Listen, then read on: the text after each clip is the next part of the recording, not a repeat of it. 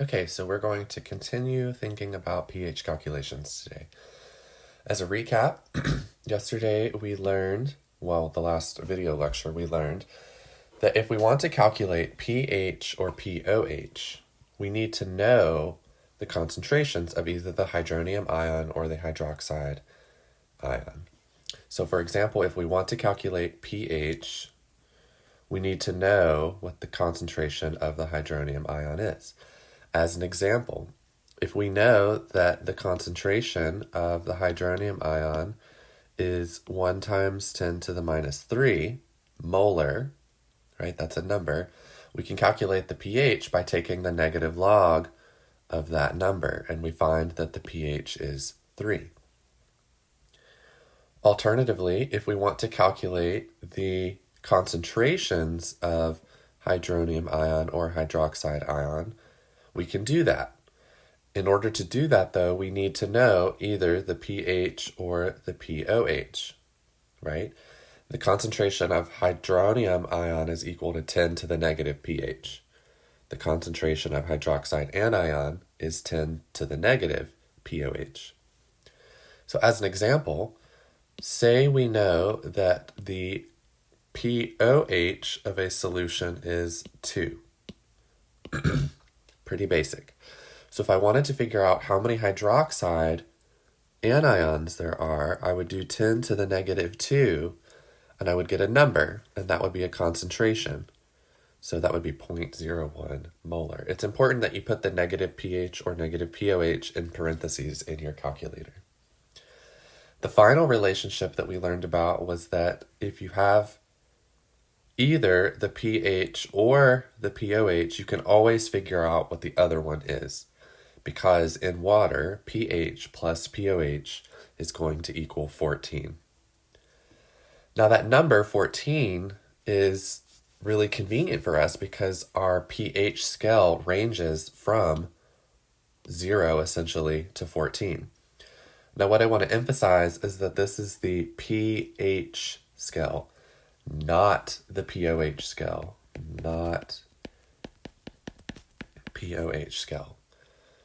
I hope that you see that if we were to do pOH, well, let's just not worry about that right now, just for a second. So the pH scale has to deal with pH, which has to deal with concentration of hydronium ions. So the lower the pH, the higher the concentration of H3O plus. The lower the pH, meaning higher numbers on the pH scale, right? The lower the concentration of H3O plus. So I think I said that backwards. So the lower the pH, the higher the hydronium ion concentration. The higher the pH, the lower the hydronium ion concentration. Now that's kind of confusing because the relationships go backwards, but I guess it should make sense because if you look, there's a nice inverse relationship between these things. So if pH goes up, that means hydronium ion concentration should go down. Okay? So as our first example, let's think about adding 0.086 moles of perchloric acid to 1,200 milliliters of water. The question is, what is the resulting pH and pOH of the solution? So first of all, perchloric acid is HClO4. It is a strong acid. It's one of the 6 strong ones. So when you're dealing with acids and you're adding them to water, you want to write out the reaction. So we have HClO4 plus water gives us what? Now we need to go back when we first started learning about acids and bases and think about our Bronsted-Lowry acid-base theory. You know perchloric acid is just that, the acid, because it's in the name. So we know that that is going to be our proton, what? Donor, exactly.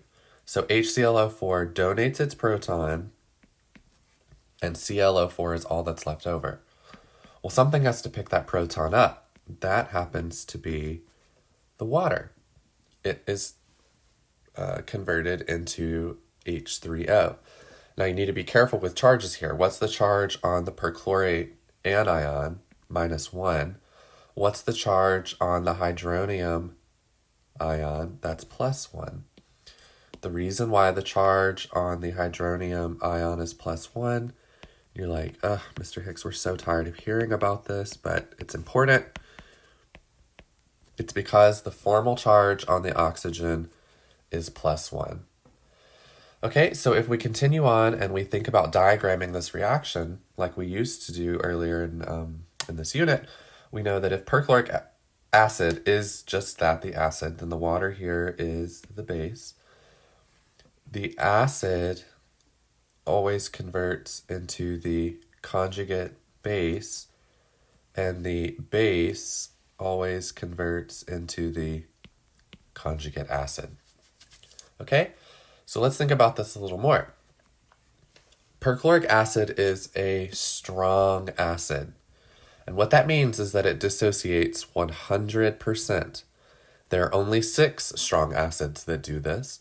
So after the reaction has happened, what that means is that there is no HClO4 left over. It has all broken apart. It is all dissociated. The only things that are left over at the end of the reaction are the perchlorate anion and the hydronium cation. Obviously, there's water left over, but it's in mega excess.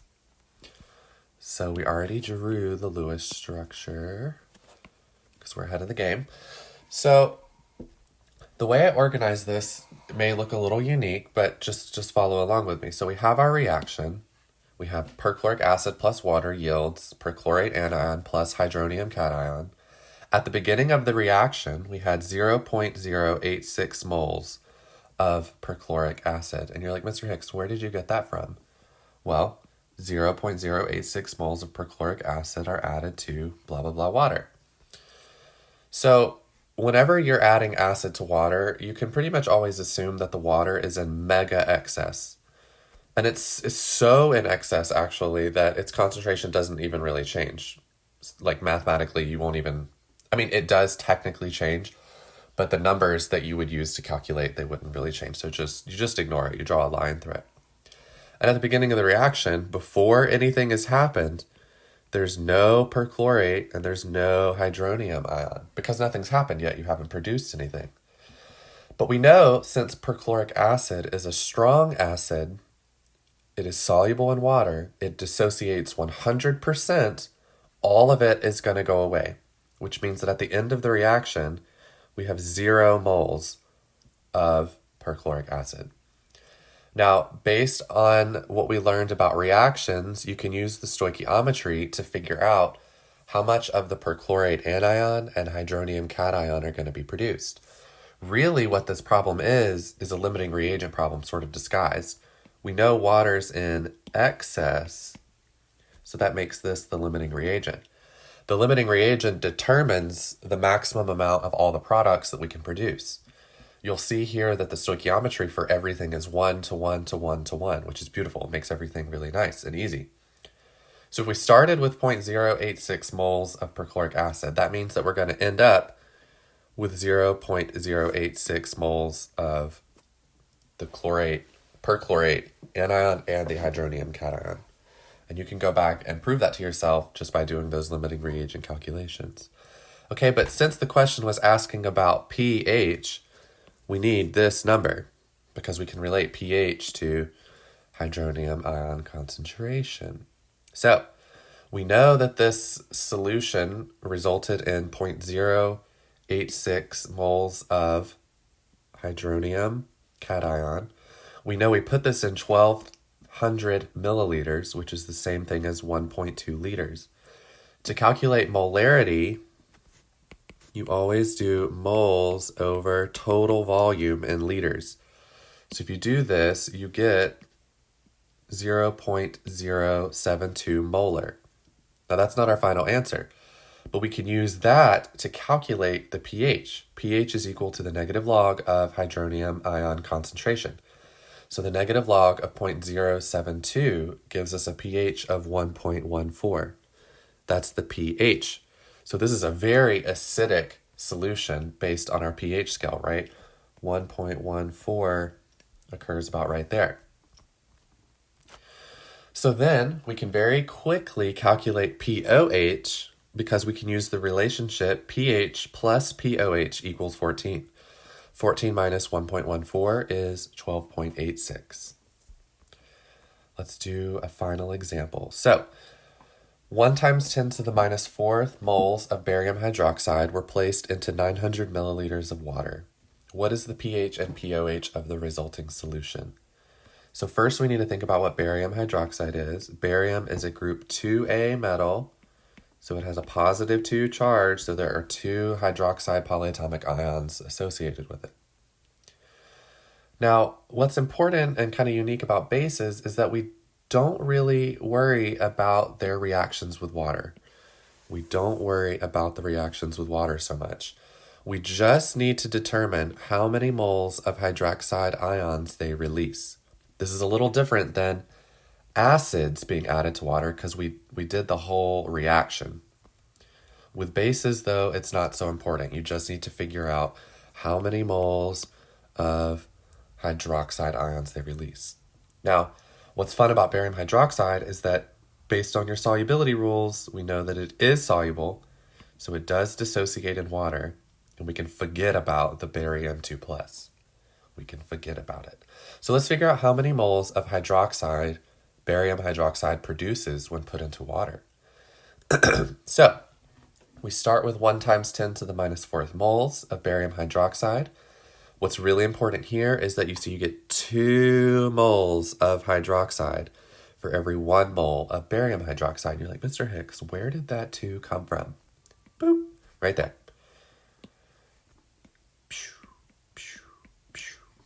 Right?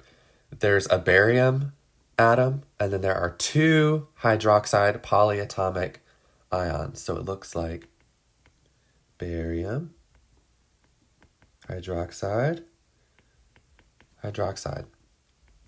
And when this is put into water, what you end up with is a barium 2+ ion, a hydroxide ion, and another hydroxide ion. So you get 2 of these ions for every 1 whole unit of barium hydroxide.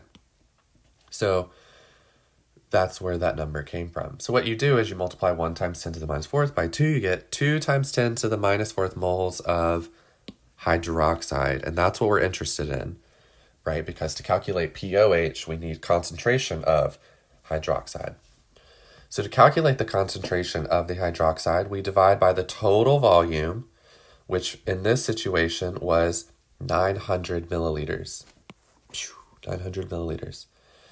So 2 times 10 to the minus 4th divided by 0.9 gives us a concentration of 2.22 times 10 to the minus 4th molar. Now we can calculate pOH. pOH is the negative log of the concentration of hydroxide anions, which gives us an ultimate pOH of 3.65. But remember, that's pOH, so that doesn't have anything to do with our pH scale. So we can calculate pH pretty straightforwardly by understanding the relationship that pH plus pOH equals 14. 14 minus 3.65 is 10.34. Now we can say, based on our pH scale, that this solution is really basic. Because if you look at our pH scale, 10.34 is here. That's on the basic side.